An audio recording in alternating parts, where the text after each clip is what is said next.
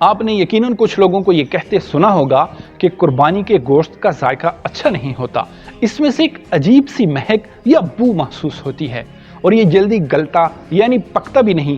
ہو سکتا ہے یہ سب کچھ آپ نے بھی محسوس کیا ہو۔ اگر ہاں تو کیا کبھی سوچا کہ ایسا کیوں ہوتا ہے؟ اگر غور کرنے کا وقت نہیں ملا تو ہم بتائے دیتے ہیں کہ بے شک آپ نے بڑا مہنگا جانور خرید رکھا ہو اور اس میں کوئی شک نہیں کہ آپ کے جانور خوبصورتی میں بھی بے مثال ہو، لیکن معذرت کے ساتھ آپ کو جانور ذبح کرنا یا کروانا نہیں آتا۔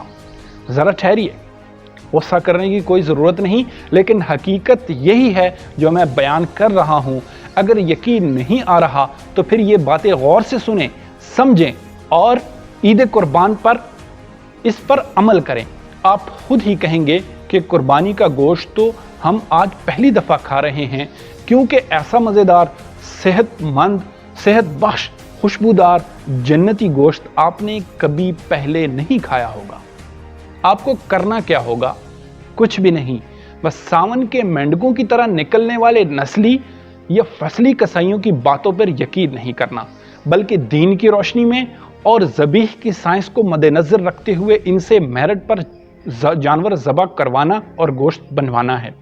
اگر وہ آگے سے جز بز ہوں تو آپ چی بجبی ہو جائیں۔ آخر آپ ان کو پیسے کس بات کے ادا کر رہے ہیں؟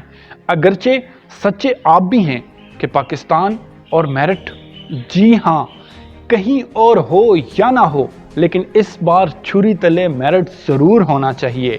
بس یہی آپ نے کرنا ہے۔ اب یہاں پہ میں آپ کو ایک بڑے نکتے کی بات بتانے والا ہوں کہ ان تمام ذبیح کے سائنس کو سمجھنا کیوں ضروری ہے۔ اگر آپ نے کبھی چیتے کو شکار کرتے ہوئے دیکھا ہو تو وہ پہلے اپنے شکار کو دوڑاتا ہے اور اس کے بعد اس کو شکار کر کے اس کو کھاتا ہے۔ اس کی وجہ یہ ہوتی ہے کہ جب شکار دوڑتا ہے تو اس کے دل کی دھڑکن تیز ہونے کی وجہ سے اس کے خون میں حرارت پیدا ہوتی ہے، اور اس خون کی حرارت کی وجہ سے اس کے گوشت میں ایک زبردست لذت پیدا ہو جاتی ہے، جس کے بعد چیتا اس کا شکار کرتا ہے۔ اگر جانور ٹھنڈا ہو اور اس کا شکار کیا جائے تو وہ ذائقہ اور وہ مزہ نہیں آتا جو دوڑنے اور پلٹنے جھپٹنے کے بعد چیتا اس ذائقے کو محسوس کرتا ہے۔ اگر آپ پاکیزہ، خوشبودار، ذائقے دار گوشت کھانے کے واقعی خواہش مند ہیں تو پھر سنیے، ذبح کرنے کی چھری آپ کی نیتوں کی مثل اچھی طرح تیز ہونی چاہیے۔ ذبح کرنے سے قبل جانور کو خوب کھلائیں اور پلائیں، اور جانوروں کو ایک دوسرے کے سامنے ذبح کر کے خوف کا شکار مت کریں۔ سائنس یہ کہتی ہے کہ ان تمام صورتوں میں جسم میں ایک کیمیکل ہسٹامین خارج ہونا شروع ہو جاتا ہے، خون کی نالیوں کو پھیلا دیتا ہے، جس سے خون سست رفتار ہو کر مکمل طور پر جسم سے خارج نہیں ہو پاتا، اور یوں گوشت کی کوالٹی متاثر ہو جاتی ہے۔ اور سب سے اہم بات وہ یہ جو آپ نے دھیان میں رکھنی ہے کہ ذبح کرنے والے کو کبھی بھی مذبوح یعنی قربانی کے حرام مغز کو کاٹنے نہیں دینا، اگرچہ وہ 100 بہانے بنائے گا اور جانور کو جلدی ٹھنڈا کر کے اذیت سے نجات دلانے کے دعوے کرے گا، لیکن آپ نے سنی انسنی کر دینی ہے۔ اسے نہ آپ کے جذبہ قربانی کی فکر اور نہ بسمل کے تکلیف کا خیال، وہ تو بس اگلے گاہک اور اپنی 50 یا سینچری کے تصور میں ہوگا۔ شرعی طور پر بھی چھری ریڑھ کی ہڈی کے مہروں تک لے جانا جانور کو بلا وجہ اذیت دینا اور مکروہ ہے۔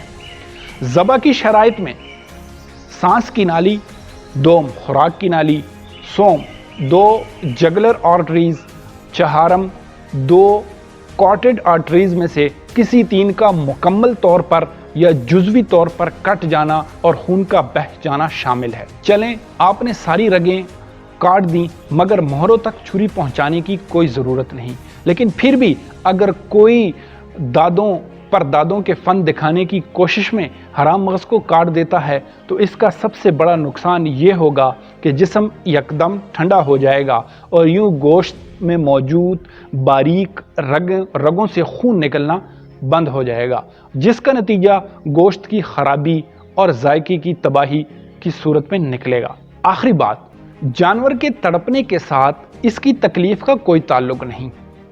پہلے 2-3 سیکنڈ میں ہی جب سانس اور خون کی نالیاں کٹ جاتی ہیں تو اس کا دماغ بے حس ہو کر تکلیف محسوس کر دینا بند کر دیتا ہے۔ تڑپنا اس کے پٹھوں کی غیر ارادی حرکات کی وجہ سے ہوتا ہے جو اس کے حرام مغز کے تحت ہوتا ہے۔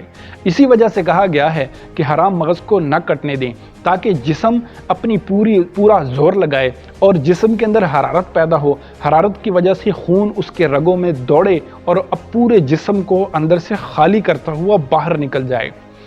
اسی وجہ سے اسلام نے ہمیں یہ تمام طریقے سکھائے ہیں، اس پر ہمیں عمل بھی کرنا چاہیے اور اس کو ہمیشہ کے لیے اپنا طریقہ بنا لینا چاہیے، کیونکہ اسلام میں ہمیں ہر چیز کے بارے میں مکمل رہنمائی فراہم کرتا ہے۔ اب آپ نے جب جانور کو قابو کر لیا، اس کے پاؤں باندھ دیے، اس کو زمین پر لٹا دیا، تو اس کا رخ قبلہ کی جانب کریں گے، یعنی اس کا سر اپنی بائیں جانب اور اس کا دھڑ جو ہے وہ اپنے دائیں جانب رکھتے ہوئے اس کی رگوں کو، اس کی گردن کو مٹھی میں ہم پکڑیں گے اور اس کے بعد چھری کو چلائیں گے۔ چھری تیز ہونی چاہیے تاکہ تمام رگیں اچھی طرح کٹ جائیں، لیکن پھر ایک دفعہ میں دوبارہ کہوں گا کہ حرام مغز کو کاٹنے کی ضرورت بالکل بھی نہیں۔ اس کے بعد جب آپ اس کو قابو کر لیں تو آپ نے دعا پڑھنی ہے، جیسا کہ آپ کی اسکرین پر آ رہی ہے۔ قربانی کا جانور ذبح کرنے سے پہلے یہ دعا پڑھی جائے۔ انی وجہت وجہی للذی فطر السماوات والارض حنیفا وما انا من المشرکین۔ ترجمہ کنز الایمان۔ میں نے اپنا منہ اس کی طرف کیا جس نے آسمان و زمین بنائے ایک اسی کا ہو کر، اور میں مشرکوں میں نہیں۔ ان صلاتی ونسکی ومحیای ومماتی للہ رب العالمین۔ ترجمہ کنز الایمان۔ بے شک میری نماز اور میری قربانیاں اور میرا جینا اور میرا مرنا سب اللہ کے لیے ہے جو رب سارے جہان کا۔ لا شریک لہ وبذلک امرت وانا اول المسلمین۔ ترجمہ کنز الایمان۔ اس کا کوئی شریک نہیں، مجھے یہی حکم ہے اور میں مسلمانوں میں ہوں۔ اور جانور کی گردن کے قریب پہلو پر اپنا سیدھا پاؤں رکھ کر اللہم لکا و منکا بسم اللہ اللہ اکبر۔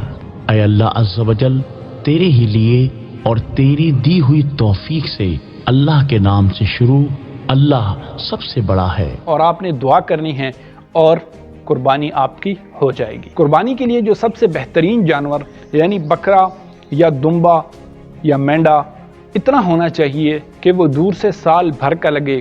اس کے علاوہ گائے جو ہے وہ 2 سال کی ہونی چاہیے اور اونٹ جو ہے وہ 5 سال کا ہونا چاہیے۔ اس کے بعد آپ اس کو ذبح کر کے اس کی قربانی کر سکتے ہیں۔ یہاں پر یاد رہے کہ جانور لنگڑا نہ ہو، کانا نہ ہو، اس کا کوئی سینگ ٹوٹا نہ ہو، اس کے جسم کا کوئی حصہ مفلوج نہ ہو، اس کی اور ہر وہ چیز جس سے ایک پرفیکٹ جانور معلوم ہوتا ہو، تب ہی اس کی قربانی ہوگی۔ اگر اس میں کچھ محرومی ہوگی، کوئی چیز کم ہوگی یا کوئی چیز خراب ہوگی تو پھر قربانی نہیں ہوگی۔ اس لیے جب آپ جانور کو خریدیں تو بہترین جانور اچھی طرح خریدیں تاکہ آپ کی قربانی اللہ کی راہ میں قبول ہو۔ بہت شکریہ۔